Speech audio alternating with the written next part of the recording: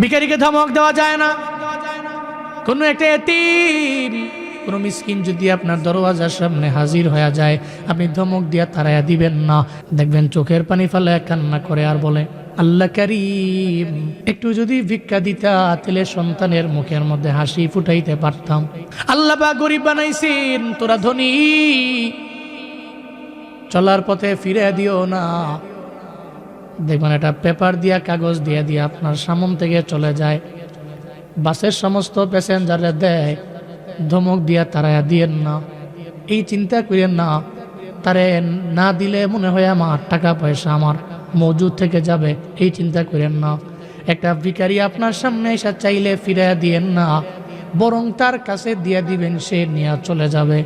ওর মুখে হাসি ফুটান, হাসরের ময়দানে আপনার মুখে আল্লাহ হাসি ফুটাইয়া জান্নাতের মালিক আপনারে বানায়া দিবে। চিল্লায়া পড়া যাবে সুবহানাল্লাহ। ভিখারিকে ধমক দেওয়া যায় না। কোনো একটা এতিম, কোনো মিসকিন যদি আপনার দরওয়াজার সামনে হাজির হয়ে যায়, আপনি ধমক দিয়া তাড়াইয়া দিবেন না। তারে আপনি বলে দিবেন, ভাই আমার কাছে আছে তো নিয়ে যাও। যদি না থাকে আপনি বলে দিবেন, আমারে মাফ করে দাও। তবে ধমক দিয়া তাড়াইয়া দেওয়া যাবে না, কারণ আমার নবীও তো এতিম ছিলেন। জমিনের মধ্যে আমার নবীর মতো এতিম তো কেউ নাই।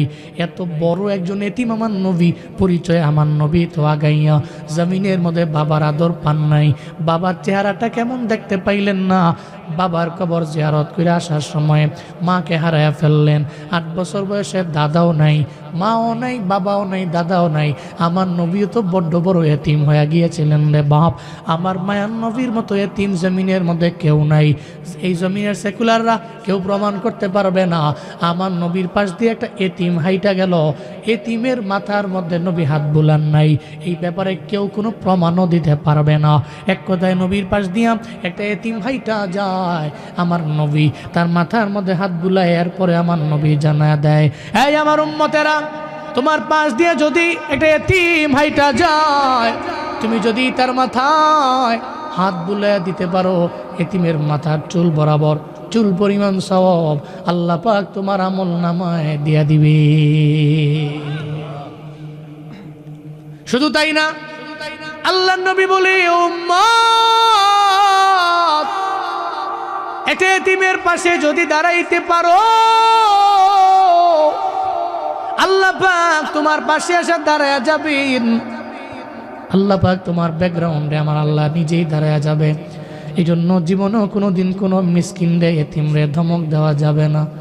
আজ থেকে 2 বছর আগে আমার প্রোগ্রাম ছিল জামালপুর জেলায়। 3 দিনের জন্য জামালপুরে গেলাম। আমার বয়ান ওই জায়গায়, জামালপুরে, শেরপুরে, 2টা জেলায় মিলে 3 দিনের জন্য গেলাম। আমার ড্রাইভার চিন্তা করে, জামালপুর রেল স্টেশনের মধ্যে একটা চা বিক্রি হয়, খুব ফেমাস, অনেক দুধ লাগে, 2-3 ঘন্টা 4 ঘন্টা বিক্রি করে, অনেক কেজির দুধের প্রয়োজন। এই চিন্তা করে যে মানুষ সবাই যায়, সবাই গিয়ে অনেক বেচা কেনা হয়। দেখবেন এলাকার মধ্যে মাঝে মাঝে এমন ফেমাস দোকান হয়, অনলাইনেও ভাইরাল, অফলাইনেও ভাইরাল। মানুষ চা পান করেও বড় মজা পায়। একজনে গিয়ে আর একজনেরে কয়, আর একজনে গিয়ে আর একজনেরে কয়, এরকম আছে না নাই? এলাকার মধ্যে বিভিন্ন জায়গায় ফেমাস। আপনাদের এলাকায় ফেমাস হইল হাঁসবাদ, হ্যাঁ ঠিক কিনা?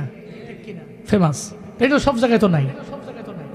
মাঝে মাঝে কিছু কিছু জেলায় কিছু এমন দোকান আছে ভাইরাল, ওই চায়ের দোকানে চা পান করার জন্য বিভিন্ন দূর থেকে মানুষগুলো যায়। আমার ড্রাইভার বলে, হুজুর বয়ান যতটাই হোক, যতটাই বাজুক, যাওয়ার সময় চাটা একটু পান করাইলে, এরপরে চাটা খাইয়া গিয়া ঘুমায় গেলে মনে হয় ঘুমটা ভালো হইবে। এই চিন্তা করে উনি প্রতি রাতের বেলা, রাত 1টা, 1:30, 2টা বাজে ওখানে আমার নিয়ে যাইতো। একদিন আমি ওখানে চা পান করতে গেলাম, ওখানে গিয়ে আমি বসে রইলাম। একটা ছোট্ট বাচ্চা, পরনের মধ্যে কোনো ড্রেস নাই, ঠান্ডায় কাঁপতেছে, দূরে আমার কাছে আইসা বলতেছে, হুজুর ওই যে ওখানে বার্গারের দোকানটা বন্ধ হয়ে যাবে, একটা বার্গার কি আমারে খাওয়ানো যায় নাকি? আমাকে বললেন। আমি বললাম, তুমি আমার সঙ্গে বসো, চা পান করে আমি তোমার ওই জায়গায় নিয়ে যাব, বার্গার খাওয়াবো আমি তোমারে। আমি চা পান শেষ করলাম, তারে নিয়ে চলে গেলাম বার্গারের দোকানে। বললাম তারে একটা বার্গার দেন। বার্গারটা সে হাতের মধ্যে লয়ে আমি চেয়ারের পাশে আমার সঙ্গে আমি তারে বসাইলাম। আমি বললাম, এই ছেলে, তোমার কি মা নাই, বাবা নাই, পরিবার নাই? এই সময়ে তো মা বাবার কোলে থাকার কথা, তুমি তো ঘরের মধ্যে তোমার টাইম পাস করার কথা। ছেলেটার চোখ দিয়া গড়ায় গড়ায় পানি পড়ে। বলে, হুজুর, এই জমিনের মধ্যে আমার কাছের বলে, আমার আত্মীয় স্বজন বলে, এই জমিনের মধ্যে আমার কেউ নাই। আমার মা নাই, আমার বাবা নাই, আমার জমিনের মধ্যে আমার কেউ নাই। এত ভারী কথা রে, মনে হয় যেন তার বুকটা ব্যথায় বেদনার যন্ত্রণায় ফাইটা যাবে। এই মজলিসের মধ্যে মুরব্বী, অনেকের চোখে ঢোকে পানি। কেন জানেননি? কারণ ও জানে মা হারানোর কি বেদনা। যেদিন থেকে মা হারায় গেছে, ওদিন থেকে উনি মায়ের বয়ান শুনলে কান্দে, বাবার কথা শুনলে চোখ দিয়ে গড়ায় গড়ায় পানি পড়ে। মায়ের কোনো বান্ধবীর সাথে মোলাকাত হয়ে গেলে ওনার চোখ দিয়ে গড়ায় পানি পড়ে। বাবার কোনো বন্ধুর সাথে মোলাকাত হলে চোখ দিয়ে গড়ায় গড়ায় পানি পড়ে। আমার বাবাই তো আপনার বন্ধু ছিল, আমার বাবাই আপনার সঙ্গী ছিল। ওই বান্দাটা মনের বেদনায় কান্দে। ছোট্ট পোলাটাই বইলা দিল, হুজুর, আমার মাও নাই, বাবাও নাই, জমিনের মধ্যে আমার কেউ নেই। সারাদিন লাগে আমি কষ্ট করি, জায়গার মধ্যেই তো আমরা থাকি। আমি অনেকের দরবারে গেলাম, সবাই আমার ধমক দিয়ে তারা দিছি। কয়েকবার আমি রাস্তার কিনারার মধ্যে ঘুমাইতে গেলাম, আমার ঘুম হয় না, আমার ঘুম হয় না। পেটের ক্ষুধা থাকলে তো ঘুম আসে না। এই জন্য আমি আপনারা দেখলাম, মনে করলাম হুজুর মানুষ আমারে ফিরে দিব না। আপনার কাছে আইলাম, একটা বার্গার খাইলাম। এখন খাওয়ার পরে আমি যা রাস্তার কিনারার মধ্যে ঘুমিয়ে যাব। দোয়া কইরেন হুজুর, এটাই আমাদের জীবন যাপন, এভাবেই আমাদের জীবন চলে। আমি অবাক হয়ে গেলাম। আমার ড্রাইভার, সফর সঙ্গী যারা ছিল, প্রত্যেকের দেখলাম মনটা কেমন যেন এদের ছোট হয়ে গেল, কেমন যেন এরা কেমন হয়ে গেল। আমি বললাম, দেখো না রে, জমিনের মধ্যে আল্লাহ কত ভালো রাখলেন, আল্লাহ কত ভালো রাখলেন। মাঝে মাঝে এরপরেও তো আমরা সবাই রাগ হয়ে যাই, আল্লাহ আমারে দেয় না, খাওয়ায় না। এই চিন্তা করে করে আমরা আল্লাহরে পর্যন্ত গালি দিয়া দেই। আল্লাহ কি আমারে দেখে না? আমারে কেন ধনী বানায় না? শুধু খালি পাশের বাড়ির ওরে তারে কেন প্রতিবেশী নিয়ে ধনী বানায়? বারবার আমরা আল্লাহর উপরও বিরক্তি হয়ে যাই। কিন্তু আল্লাহ তো জমিনের মধ্যে কিছু এতিম মিসকিন যারা আছে, এই জমিনের মধ্যে ওর টাকা নাই, বাড়ি নাই, গাড়ি নাই, মা নাই, বাপ নাই, কিচ্ছু নাই, রাস্তার মধ্যে পড়ে থাকে। কমলাপুর রেল স্টেশনে এমন হাজারো এতিম ছেলে আছে না? না, বহু লোক আছে। এদের ধমক দিয়ে তারা দেওয়া যাবে না। এমন কয়েকজন এতিম ধরো, এদের একবেলা খাওয়াও। আল্লাহ পাক তোমারে গরিব রাখবে না, তোমারে আল্লাহ ধনী বানায়া দিবেন। কারণ জান্নাতি মানুষদের গুণ হলো তারা এতিমদের খাওয়ায়, মিসকিনদের খাওয়ায়, অসহায়রে খাওয়ায়, জীবনেও কোনোদিন নেরাত তারা দেয় না। জাহান্নামীরা ওদিন আফসোস করে বলবে, তোমরা তো মিসকিনদের খাওয়াইলাম, আমরা তো খাওয়াইলাম না, যার কারণে আজকে জাহান্নামের মধ্যে চলে আসলাম। জান্নাতীরা এরপরে বলবে, হাই জাহান্নামীরা, 3 নম্বরে বলো কি কারণে তোমরা জাহান্নামের মধ্যে গেলা, কিসে তোমাদের জাহান্নামের মধ্যে নিয়ে গেল? জাহান্নামীরা ওদিন বলবে, জান্নাতীরা রে, 3 নম্বরে আমাদের দোষ ছিল একটা, ওয়াকুন্না নাকুদু মাআল খাইদিন। চায়ের দোকানে বৈশা গীবত করতো, আমরাও যা করতাম। এরকম আছে না নাই? চায়ের দোকানে সুবহানাল্লাহ হয় না? আপনি চাপার জোরে বলতে পারেন যে ওনে যাই, হুজুর আমি এমনি গিয়ে 5-10 মিনিট বসেই তো চলে আসি। না, ওনে গেলে বসলে সুবহানাল্লাহ হয় না, আলহামদুলিল্লাহ হয় না, আল্লাহু আকবার হয় না, ওনে গেলে গীবত হয়। ঠিক কিনা বলেন? অন্যের নামে দুশ্চর্চা করা হয়, অন্যের দোষগুলো ভাইরাল করার চিন্তা ঢুকে। আপনি ওখানে গেলে অন্যের গুণ নিয়ে ভাইরাল করবেন, এই চিন্তা তো আপনার মাথায় থাকে না। আপনি ওখানে গেলে আপনার দ্বারা জিহ্বার গুনাহ হয়, ওখানে মিথ্যা হয়, ওখানে গেলে গালিগালাজ হয়, ওখানে গেলে আরেকজনের গীবত করা হয়। হাসরের ময়দানে জাহান্নামীরা বলবে, আমাদের দোষ ছিল, গীবতকারীদের সঙ্গে আমরা বৈশা খুশ গল্প করতাম, হাসি তামাশা ঠাট্টা করতাম, মজা করতাম, আজকে তো এই দোষী হইয়া আমরা জাহান্নামী হয়ে গেছি, এই দোষী হইয়া জাহান্নামী হয়ে গেছি। এই জন্য জাহান্নামীদের দোষ হলো গীবত করা, আর জান্নাতীদের গুণ হলো গীবত না।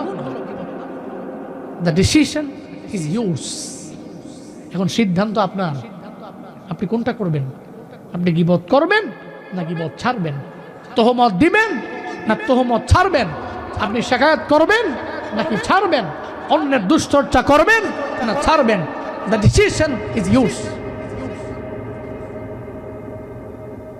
মসজিদে গেলে তো মনে হয় যেন 20 পিঁপড়া কামড়ায়, কুত্তুনি ভিড় হবে। চায়ের দোয়ানে 2 ঘন্টা 2.5 ঘন্টা 1.5 ঘন্টা হুদাই দেখবেন কোনো কাজের কোনো কথা নাই। এই জনের বদনাম, এই জনের বদনাম, ওই মাদ্রাসার হুজুরের বদনাম, ওই বক্তার বদনাম, এই দুনিয়ার বদনাম। অথচ যার নামে কয় হে কাজ করে আগাইয়া, হে জমিনের মধ্যে কাজ করতে করতে বহুত অগ্রগামী, আর হে আরেকজনের গীবত করতে করতে এই বেটার গুনার পাল্লা হালকা কইরা হের গুনার পাল্লা ভারী করতেছে। হের মতো মগা কেউ আছে? বাপ, চায়ের দোকানে যাবেন, আপনার অভ্যাস চা পান করা, তা অনেক গিয়া 1.5-2 ঘন্টা 2.5 ঘন্টা আড্ডা দেওয়া যাবে না। আপনি তো মসজিদে সময় দেন না। জুমার দিনে যেই পরিমাণে ব্যস্ত আমরা, আরে সুবহানাল্লাহ, আমার মনে হয় যে সপ্তাহের মধ্যে সবচেয়ে বেশি ব্যস্ত মানুষ হলো জুমার দিনে। দেখবেন জুমার নামাজটা পড়তে যায়, কমন পড়ে যাবে অনেকের কাছে, কবলাল জুমাও পড়ে না, বাদাল জুমাও পড়ে না, খালি 2 রাকাত। এরকম মুসল্লি আছে না নাই? যায়। আর যদি মসজিদের পাশে একটা ঘাটলা থাকে তাহলে বইয়া বইয়া আড্ডা মারে। তা এই সমস্ত মুসল্লিদের আবার একটা বিষয় মুখস্থ আছে, মুনকারি ওয়াল বাগ ইয়াইজুকুম লাআল্লাকুম তাযাক্কারুন ফাযকুরুনি আযকুরকুম। হুজুর যখন কইছে একটা দৌড় দিছে, কি নামাজি হ্যাঁ, দৌড় দিছে গিয়া 2 রাকাত পড়ছে, তো পইরা আবার এমনি চায় আছে নাকি? বড় হুজুর চিনি না, বড় হুজুর, আমি সিন্নির নাম দিছি বড় হুজুর। কারণ যত বড় হুজুরই হোক রাত 2টা পর্যন্ত বয়ান শোনে না। সিন্নি থাকলে ঠিকই থাকে, তো বড় হুজুর আছে তো সিন্নি বড় হুজুর তো দেহে আছে নাকি? থাকলে তোকে ঠিক আছে থাকো, হুজুর লোকে দোয়া টোয়া দিয়া কবলাল জমাও পড়ছি না, বাদাল জমাও পড়ছি না, সিন্নি না নিয়ে আবার গুণা করবো নাকি? এটার নাম লাগবো। এই যে জুমার দিনে আর যদি সিন্নি না থাকে, জুমার 2 রাকাত ফরজের পরে হুজুর কেন বিশ্বের সবচেয়ে বড় পীরে যদি আর ফাওয়া ধরে তাও থাকতো না, বেরিয়ে গেছে না, দূর দিয়ে গেছে।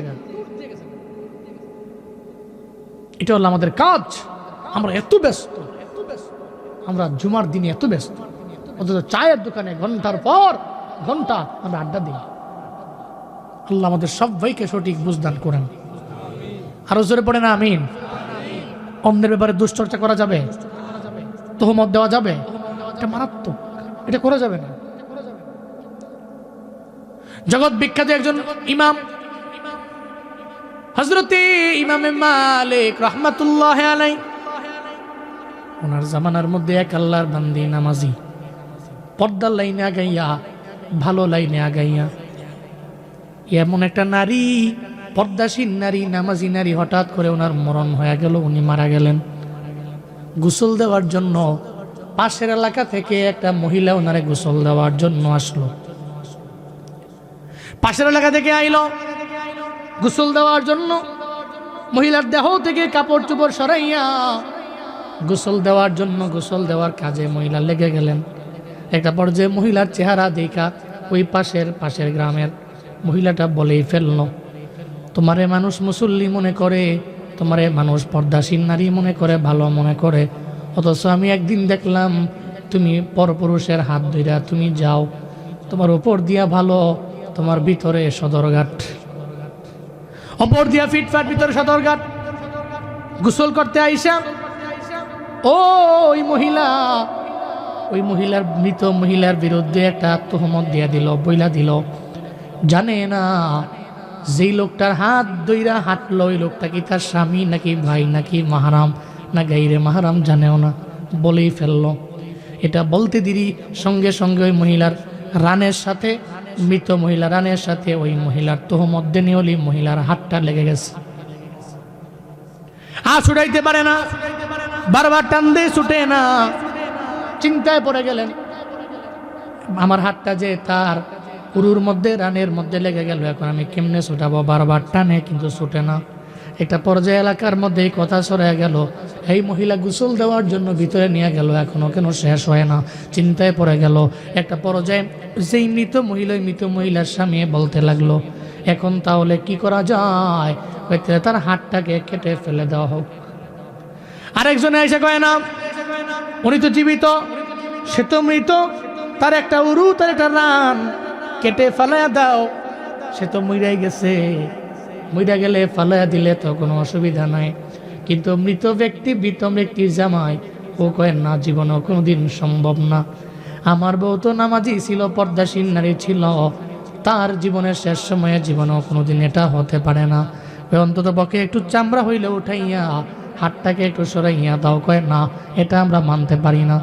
যখন কথাবার্তার মাঝে যখন দ্বিমত চলে আসতে লাগলো, এমন একটা হালাতে, এমন পর্যায়ে সবাই মনে করলেন এখন তো সমাধানের জন্য যাওয়া লাগবে।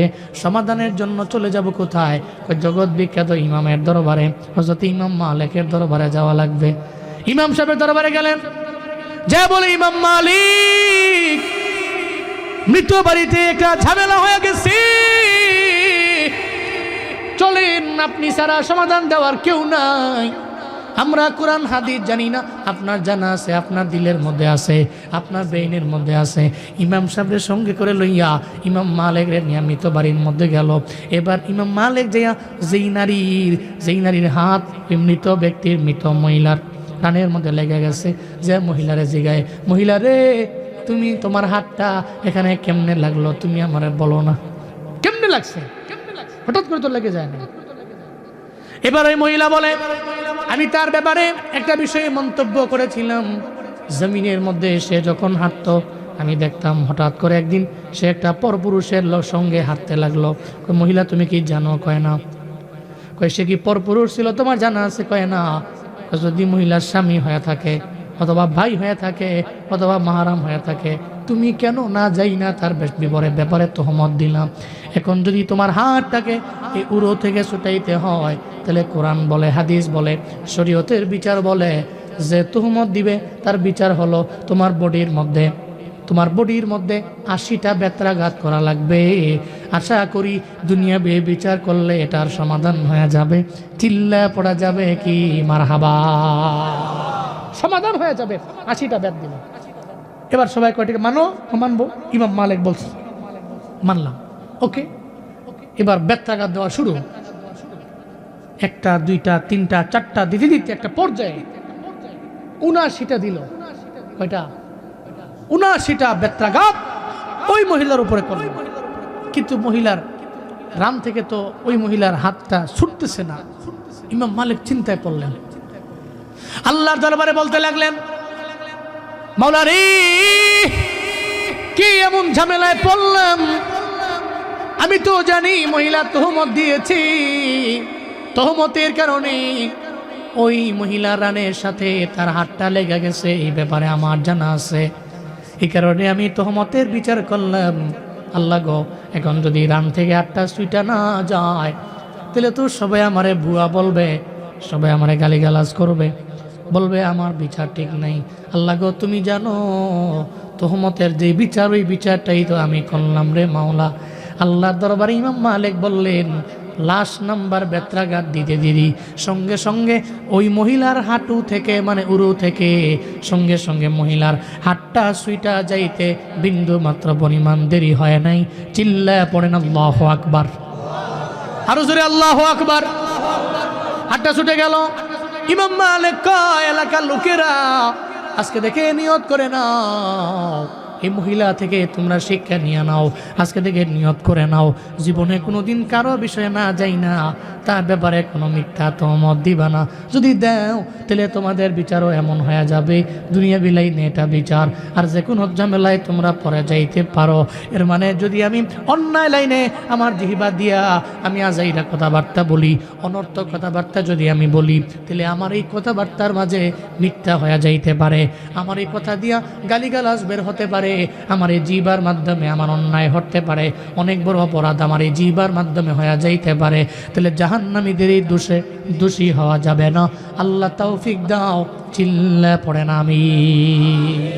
তাহলে নাম্বার 1 হলো নামাজ পড়ে না, নাম্বার 2 হলো এরা এতিম মিসকিনদের খাওয়ায় না, নাম্বার 3 হলো এরা খুশ গল্প করে, গীবত শিকায়াত করে, পরনিন্দা করে, মানুষের ব্যাপারে খালি দোষগুলো ঘেটা ভাইরাল করে, এ চিন্তা করে। 4 নাম্বার আরেকটা দোষ আছে, কুন্না নুকাযযিবু বিয়াউমিদ্দিন, আমরা জমিনের মধ্যে আখিরাতকে আমরা মিথ্যা মনে করতাম, হাসরকে মিথ্যা মনে করতাম। আমাদের বারজাখের জীবনের পরে আল্লাহর হিসাবের কাঠগড়ায় যে দাঁড় হতে হবে, আমরা এটা মিথ্যা মনে করতাম জমিনের মধ্যে। কিন্তু হাত্তা আতানাল ইয়াকিন, হায় কি হইল, এখন তো সেই দিনটাই আমাদের সামনে চলে আসলো। আল্লাহর বিচারের কাঠগড়ায় আমাদের দাঁড়াতেই হলো, আমরা আল্লাহর সামনে দাঁড়িয়েই গেলাম। এখন তো আর কোনো হিসাব দিতে পারি না, বাম হাতে আমল নামা নিয়া, এই কারণে জাহান্নামে আসলাম। কি বুঝাইতে চাইলাম, বাপ আপনি জান্নাতি হবেন, 1 নম্বরে লাগবে নামাজ, জান্নাতি হবেন তো 2 নম্বরে লাগবে এতিম মিসকিনদের খাওয়ানো, 3 নম্বরে গীবত থেকে নিজেকে বিরত রাখা লাগবে, 4 নম্বরে আখিরাতের দিনকে সত্য মনে কইরা জমিনের মধ্যে কাজ করা লাগবে। কারণ যারা জাহান্নামী এরা নামাজ পড়ে না, যারা জাহান্নামী এতিমদের খাওয়ায় না, যারা জাহান্নামী এরা গীবত করে, যারা জাহান্নামী এরা আখিরাতকে মিথ্যা মনে করে। আমরা জান্নাতি হব না জাহান্নামী হব? কারা কারা জান্নাতি হবার চাই? হাত তুলে আল্লাহকে দেখাই। আল্লাহ প্রত্যেককে জান্নাতি বানান, সকলে পড়ে না আমিন, আরো জোরে পড়ে না আমিন। মালিক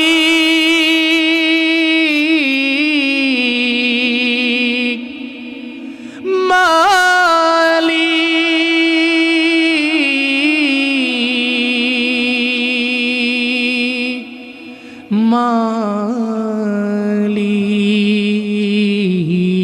মালিক, একটি ঘর বানিয়ে দিও,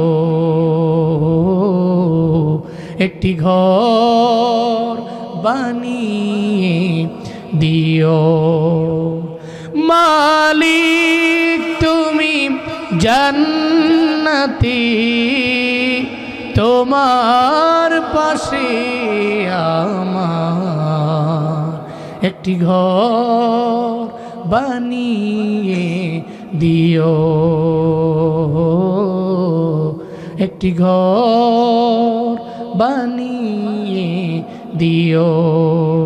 সে বিভীষিকাময় মহাদিনে তোমার প্রতিবেশী করে নিও।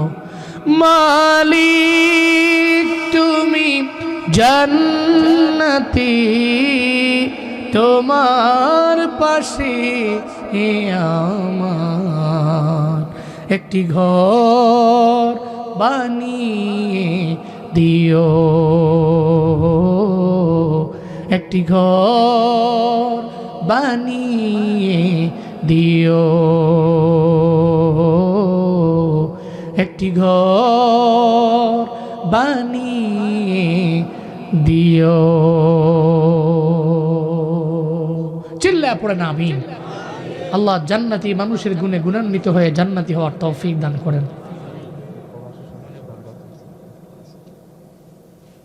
জি ফিয়ামানিল্লাহ। আমি তো দোয়া করবো না, দোয়া তো করবো হুজুর, দোয়া করবো ইনশাআল্লাহ। কি আর কি আর দেখছেন কারবারটা, তাহলে এক করে গেলে নাকি গায়ে বেরিয়ে যায় ইনশাআল্লাহ। তো সবাই মিল্লা জিল্লা, আমি একা না নাকি? মিল্লা জিল্লা। মনে বড় আশা ছিল যাব মদিনায়, মনে বড় আশা ছিল, সালাম আমি করব গিয়ে, সালাম আমি নবীর রওজায়,